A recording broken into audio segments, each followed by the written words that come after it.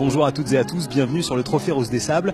Nous sommes au petit village d'Haroun, là où se déroule la journée de solidarité. Une parenthèse très attendue, nous avons vécu des moments d'émotion incroyables, comme vous le verrez tout à l'heure. Mais cette journée est très spéciale à bien des égards, puisqu'elle résume à elle seule le Trophée Rose des Sables, du sport et de la solidarité. Alors avant d'ouvrir un peu plus avant le volet solidaire, parlons de compétition, parce qu'après l'étape de ce matin, les Roses vont repartir dès ce soir pour une étape de nuit dans le noir complet.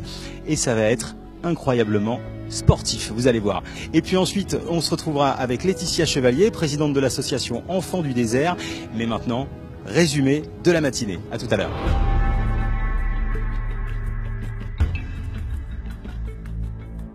Un peu d'appréhension, le stress, c'est normal. Mais enchanté d'être là, parce que c'est attendu depuis très longtemps. Et beaucoup d'émotions. Cette première spéciale de la journée a un total kilométrique de 121,8 km, dont 95,6 de piste.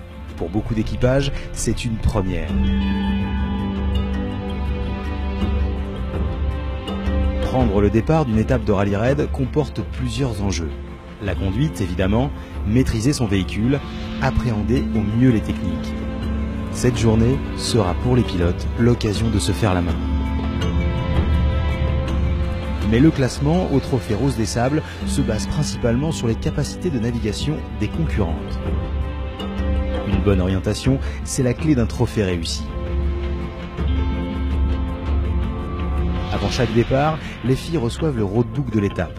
Ce cahier constitue pour les équipages le seul moyen de rallier le bivouac du soir. Cap 80 sur 400 mètres, comme ça, et on revient là-bas. Ces étranges annotations, une fois décryptées, contiennent le trajet qu'elles devront emprunter pour valider les passages au checkpoint. 107, 660. C'est là qu'intervient la copilote. Armée de sa boussole, elle anticipe les changements de cap, évalue la possibilité d'une coupe. On a trouvé le cap qui est tout en haut là-haut et on est en train de se poser la question de savoir si on contourne la dune à gauche ou à droite, quel est le plus judicieux. On a un terrain de jeu au top. Et tu t'arrêtes dans 100 mètres. Et à 100 mètres, tu vais vérifier sur la droite, sur la gauche. La copilote n'hésite pas à faire des centaines de mètres à pied à la place des véhicules. On regarde vers où on va s'en aller sans se prendre, on va prendre le temps de réfléchir. Il faut quitter le WED, ce qui n'est pas évident.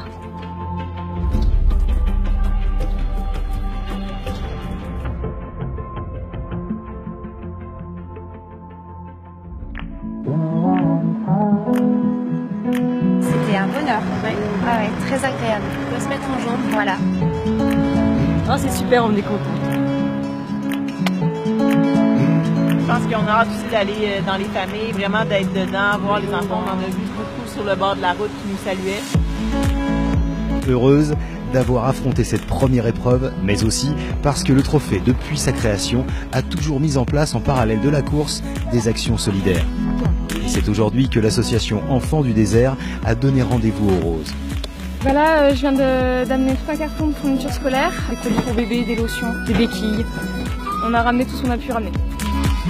L'association qui œuvre auprès des enfants a toujours privilégié le travail sur le long terme, au cœur des populations, afin de cibler au mieux leurs besoins, comme par exemple la mise en place des parrainages. C'est pour Fadil aussi? Ah d'accord, bon, bah, c'est bon. Oui, bien sûr. La classe de mon fils. Oh, ah, c'est super. Ouais. Il est là alors, tu vas pouvoir le remettre. Ouais, bien sûr. Ouais. Au fil des années, beaucoup de Roses sont devenues marraines d'enfants aidés par l'association. Et aujourd'hui, pour certains équipages, c'est l'occasion de rencontrer leur filleule.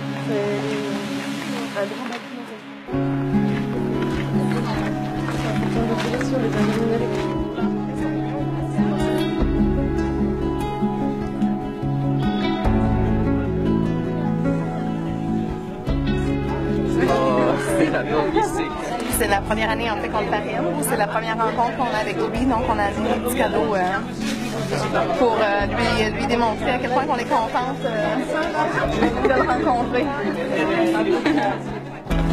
Ça, c'est pour toi! Et c'est clair.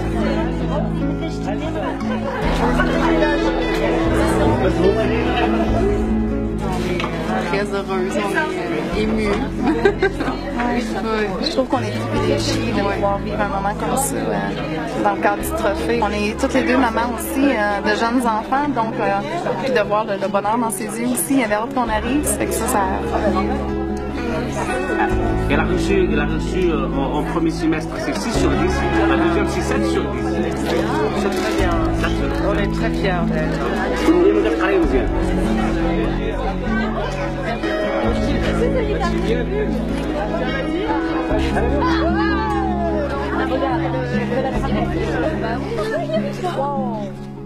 êtes heureuse et fière d'avoir vécu ça parce que c'est aussi grâce à votre aide qu'elles ont pu vous offrir ce remerciement. On nous a appelé au secours pour une petite fille qui s'appelle Fatim Zahra, qui a 2 ans aujourd'hui.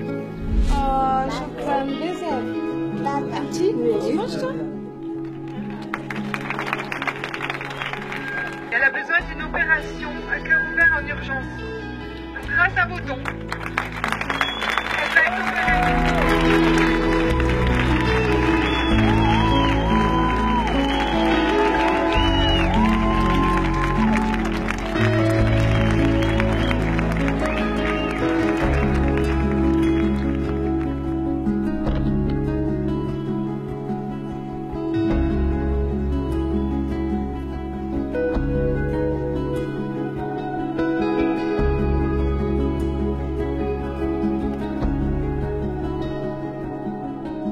Nous venons de partager de beaux moments d'émotion et justement, nous sommes en compagnie de Laetitia Chevalier. Bonjour. Bonjour Erwan. Vous êtes présidente de l'association Enfants du désert. Bravo déjà pour tout ce que vous faites depuis 10 ans au sein de l'association et au travers de cette association. Bravo. Merci beaucoup Erwan, mais bon, on n'a pas été seuls. Il y avait beaucoup de monde derrière nous, surtout beaucoup de roses comme aujourd'hui. Qui sont là tous les ans? Oui, elles sont là tous les ans, fidèles au poste et toujours prêtes à nous aider. Ouais. Est-ce que vous pouvez nous en dire un peu plus sur les actions menées toute cette année et notamment aujourd'hui? Alors aujourd'hui, donc c'était la remise des dons à Haroun et donc comme tous les ans, les 4x4 défis étaient remplis de matériel pour les enfants, mais c'est aussi des dons financiers qui vont nous permettre de financer une opération chirurgicale pour une petite fille dont on a parlé, Fatim Zahra. Ouais. Et aujourd'hui, c'était aussi la rencontre des marraines avec leur filleule, toujours moment très attendu des roses. Un moment justement très particulier, très spécial, pas trop dur à organiser? Si, j'imagine un peu quand même. Alors à organiser, ça a été sport, surtout aujourd'hui pour conduire toutes les roses dans chaque maison. Mais on voulait vraiment essayer de répondre à l'attente des roses. Donc c'est un peu un gros pari qu'on a pris aujourd'hui, j'ai envie de dire, parce qu'on ne savait pas non plus, c'était la première fois. Mais vu la réaction des roses, je crois que ça a bien plu et qu'elles ont passé des moments vraiment très sympas. Oui. Si vous aviez à faire un bilan général des 10 ans passés au sein de cette association, puisque c'est vous qui l'avez créée. 10 ans, ça a été beaucoup de choses. Ça a été 10 ans de joie, de bonheur, de doute aussi. Mais au résultat, quand on regarde tout ce qu'on a fait, les 15 écoles construites, c'est plus de 200 000 enfants qui ont bénéficié de matériel durant tous ces 10 ans. C'est 165 parrainages, 165 enfants parrainés.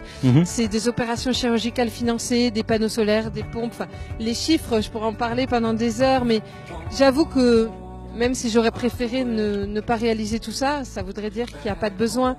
Mais c'est vrai qu'on a fait de belles choses et on est fiers d'avoir pu aider tous ces enfants qui le méritent tant, notamment toutes ces petites filles de ces villages reculés qui ont besoin d'aide. Et quand on regarde en arrière, ça fait chaud au cœur quand même, oui. Merci Laetitia d'avoir répondu à nos questions. Et là, les roses vont s'échapper pour une étape un peu particulière. Vous êtes au courant de ça? Oui, je suis au courant. C'est une super étape de nuit qui les attend pour la première fois. Donc c'est une première aux 15 ans du Rose des Sables. Je leur souhaite bon courage parce que ça va pas être évident. Et nous aussi. Et on vous félicite encore une fois grandement pour tout ce que vous faites. Merci Laetitia. Nous on se retrouve pour l'étape de nuit. À tout de suite dans le noir.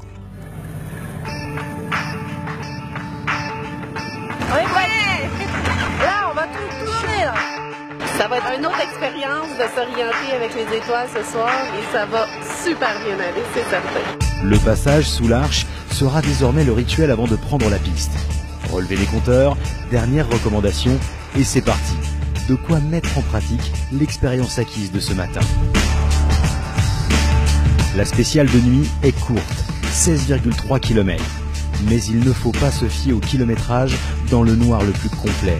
La difficulté y est accrue. L'organisation nous ayant prévenus, nous nous sommes équipés d'une caméra extrêmement sensible qui permet de filmer dans le noir. Ce qu'elle voit est bien différent. Dans ces conditions, difficile de se raccrocher à un indice, les seuls repères sont les phares des autres véhicules, qui auraient même tendance à induire en erreur. Bon, bah c'est par là-bas. Alors, une seule méthode, suivre scrupuleusement le roadbook. 200, c'est là, et il n'y a plus de piste. Donc à mon avis, je me suis trompée il y a 200 mètres. Du coup, il faut que je refasse mes calculs 200 mètres avant.